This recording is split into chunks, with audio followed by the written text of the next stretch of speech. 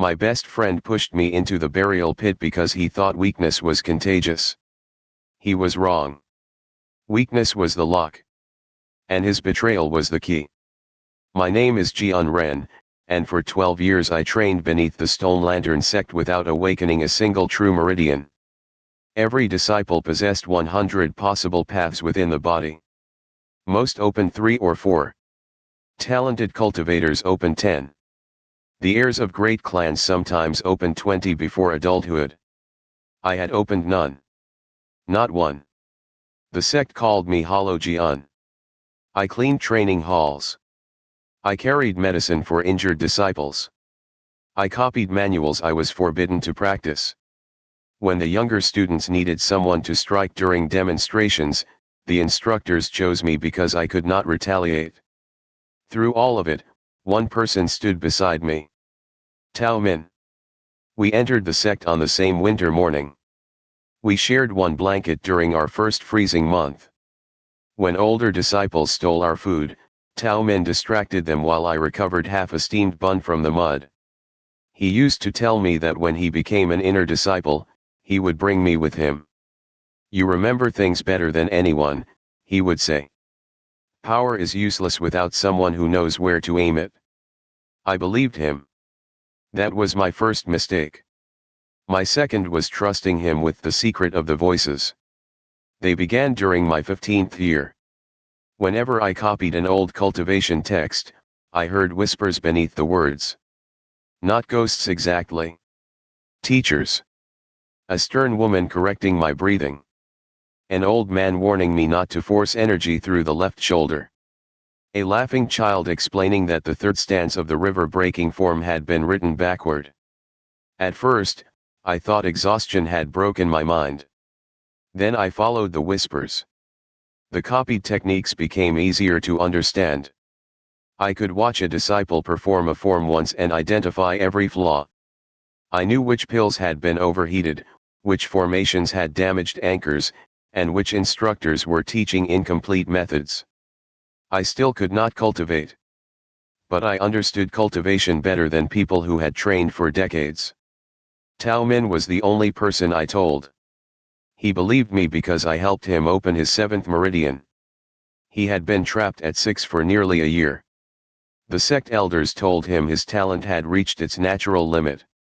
I listened while he practiced beneath the moon, and a soft voice whispered from the dark. His master taught him the wrong breath. I corrected it. 3 nights later, his 7th meridian opened. After that, Tao Min rose quickly. He became the pride of our generation. Elders invited him to private lessons. Wealthy disciples who once mocked him began calling him brother.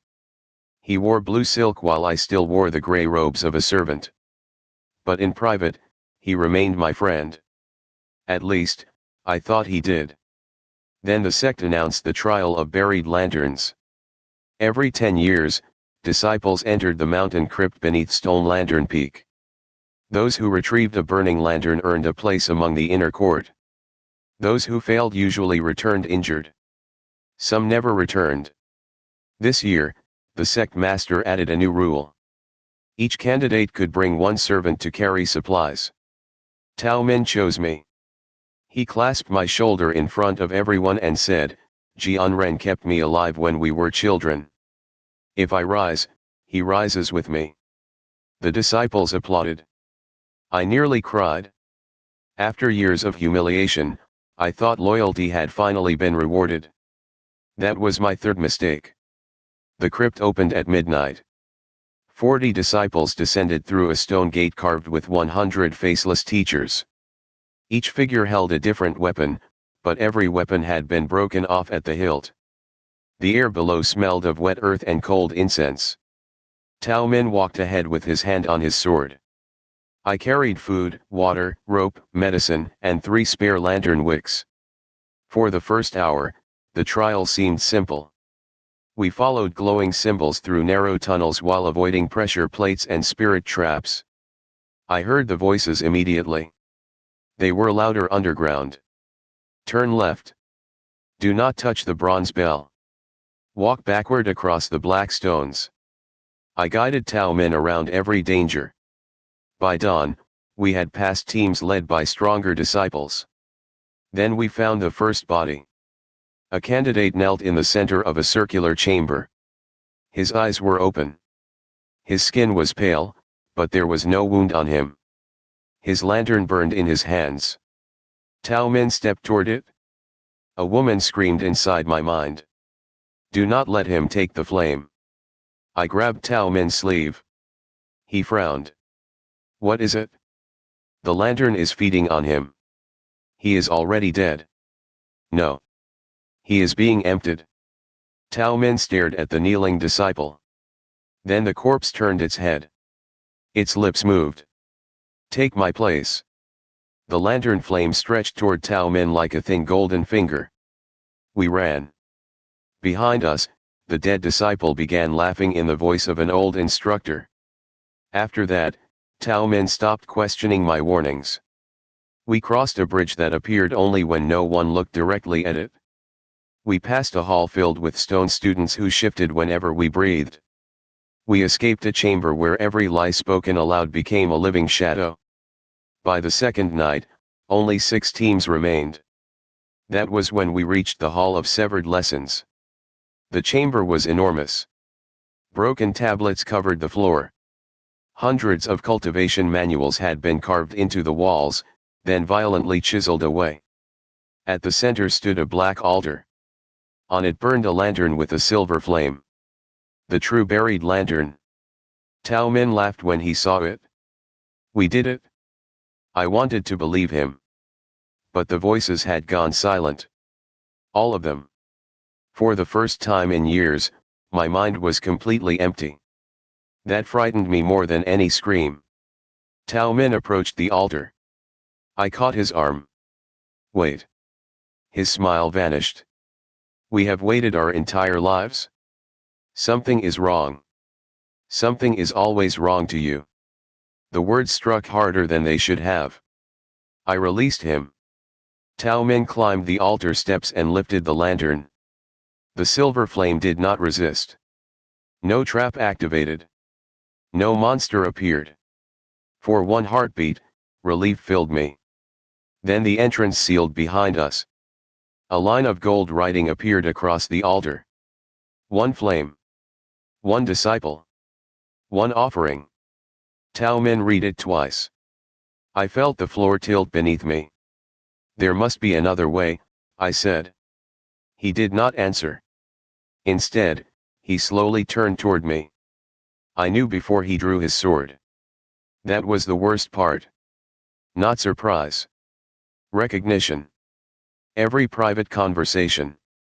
Every promise. Every time he defended me in public. Suddenly, I wondered how long he had been preparing to spend my life. Tao Min, I whispered. His sword trembled in his hand. You knew this might happen, he said. No. You knew servants were allowed for a reason. I thought we were brothers. His face twisted. We were. Jian, listen to me. If we both die here, everything we suffered means nothing. I can become an inner disciple. I can change the section. I can make sure servants like you are never treated this way again. I almost laughed. He wanted me to die so he could build a kinder world. Then offer yourself, I said. He flinched. There it was. The decision he had dressed in noble words. His life mattered more because he was strong. Mine mattered less because I was weak. You cannot cultivate, he said. Even if we escape, what future do you have? That question has stayed with me longer than the blade. When one life must be traded for another, does the person with greater potential deserve to survive? Tao Min believed the answer was yes. I wonder how many people watching would agree with him. He moved fast. His 7th meridian flashed, and his sword struck my chest with enough force to throw me backward. I hit the altar steps. Pain swallowed the room. Tao Min stood above me, crying. Forgive me. If you want us to keep making more stories like this, Don't forget to like this video and subscribe to Azure Inkblade. Now, back to the chapter. Then he kicked me into the burial pit behind the altar. I fell through darkness. The last thing I saw was my best friend holding the silver lantern while the stone floor closed over my head. I struck the bottom hard enough to lose my breath. For a long time, I could not move. Warmth spread beneath my robes. Every inhale felt shallow. Above me, Tao Min's footsteps faded as the trial opened a path for its chosen victor. I tried to call his name. Only a whisper came out. The pit answered. Not with an echo. With thousands of whispers. They surrounded me in the dark. Some were angry. Some were afraid. Some repeated lessons like prayers. Others spoke names no history tablet remembered. Then a single voice rose above the rest. You took your time. A pale figure appeared beside me. He wore the robes of the Stone Lantern sect, but the crest on his chest had 100 rays instead of the modern 9. His face shifted each time I blinked. Young, old, male, female, kind, cruel. I knew him. Not his name. His presence. He was the voice that had corrected my first copied manual. Am I dead? I asked. Not yet. Then help me. We have been helping you for years. The pit began to glow. Bones filled the darkness around me, but they were not the remains of failed disciples. They wore teachers' rings. Hundreds of them. Maybe thousands. The figure knelt. The sect tells its children there are 100 paths inside every person. This is a lie. I coughed. How many are there? 1. The Hundredfold Path. The glow spread across the bones. Symbols appeared on skulls, ribs, and folded hands. The old sect did not divide cultivation into separate meridians. Every lesson strengthened every part of the self. Sword, breath, memory, compassion, endurance, fear. All were one road climbed from different sides. Why was it erased? Because a complete disciple cannot be controlled by an incomplete master. The teachers in the pit had refused to surrender the original path. The sect sealed them underground, shattered their manuals, and rewrote cultivation so disciples depended on elders for every new meridian. The voices I heard were fragments of their teachings. They had not chosen me because I was talented. They had chosen me because I was empty. Every ordinary meridian remained closed because something deeper had been growing beneath them. A foundation with room for all 100 lessons. The figure touched 2 fingers to my chest. Your power was hidden because the sect would have killed you before it matured. It feels like Tao Min already handled that. For the first time, the figure smiled. Pain opened the final door. The sword wound burned. Not like fire. Like sunrise under my skin. Every lesson I had ever copied returned at once. The breathing forms used by outer disciples. The sword principles taught to the inner court. The footwork carved into ancient statues. The medicinal patterns hidden in pill recipes. The corrections whispered to me in empty halls. They did not enter separate meridians. They connected. My weakness had never been the absence of cultivation. It was cultivation without division. The first fold opened. My heartbeat shook dust from the pit walls. The second fold opened. The wound in my chest stopped bleeding. The third fold opened. I stood. The bones around me bowed. A staircase appeared in the wall. It climbed upward through solid stone. By the time I reached the top, Tao Min had returned to the surface. The entire sect had gathered beneath the sunrise. Elders praised him. Disciples shouted his name. The sect master stood before him with the silver lantern raised high. Tao Min has proven his courage, wisdom, and devotion, the sect master declared. He alone has returned with the sacred flame. The mountain cracked. Every head turned. I stepped from the broken gate. My gray servant robes were torn. Blood darkened my chest. Behind me, pale figures climbed from the crypt one by one. Teachers in forgotten robes. Masters without names. Children whose lessons had been buried before they could be passed on. And behind me climbed every teacher the path had ever erased. Tao Min dropped the lantern. The sect master caught it before it struck the ground. "What have you done?" he whispered. I looked at Tao Min. He could not meet my eyes. I expected rage. Instead, I felt something colder. Understanding. He had not created his betrayal in that chamber. The sect had cultivated it inside him for years. Every ranking, every reward, every lesson had taught him the same rule. Strength proves worth. Weakness permits sacrifice. He had simply followed the path they gave him. "Tell them," I said. Tao Min shook his head. "Tell them what the trial demanded." The elders began moving toward me. The forgotten teachers moved too. Every lantern across the courtyard extinguished. Tao Min fell to his knees. "It required an offering," he said. The disciples went silent. "And who did you offer?" I asked. His voice broke. Jian ran. Some people shouted in disgust. Others said nothing. Those were the ones I remembered. The sect master raised the silver lantern. "The trial has always demanded sacrifice. One weak life preserves a strong future. This is the law of cultivation." The teachers behind me whispered as one. "No."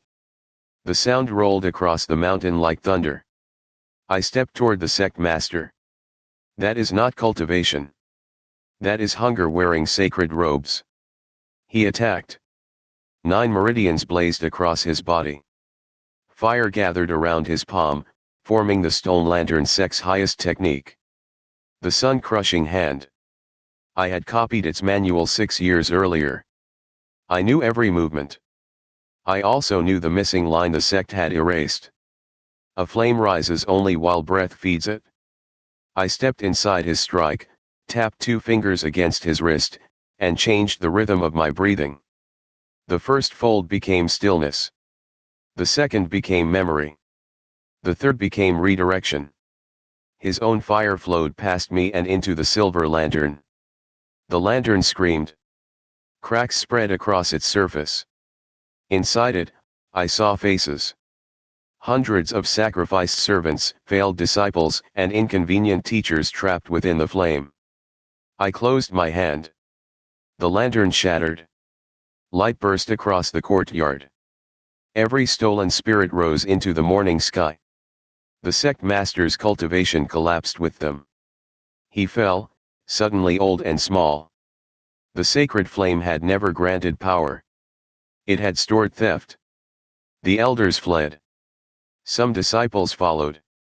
Others tore the stone lantern crests from their robes. Tao Min remained on his knees. "Are you going to kill me?" he asked. I thought about the pit. I thought about his sword entering my chest. I thought about 2 freezing children sharing one blanket. "No," I said. Relief crossed his face. Then I continued. "You are going to live without the future you bought with my death." I touched his forehead and closed the 7th meridian I had once helped him open. Not destroyed. Closed. He could reopen it one day, but only by finding a path that did not require someone beneath his feet. That was his punishment. Or perhaps his second chance. I left Stone Lantern Peak that morning with the forgotten teachers walking behind me. The surviving disciples watched from the broken courtyard. Some begged me to stay and rebuild the section. I refused. A rotten tower does not become pure because a kinder person sits at the top. It must be taken apart stone by stone. Beyond the mountain waited a world of divided paths, sealed histories, and masters who feared what their disciples might become. I had opened only 3 folds. 97 remained. And somewhere on the road ahead, the true hundredfold path was waiting to be remembered. For more cultivation fantasy, hidden paths, ancient mysteries, and disciples who refuse the limits placed on them, read The Hundredfold Path by Azure Inkblade on Royal Road and follow the story on the Azure Inkblade YouTube channel.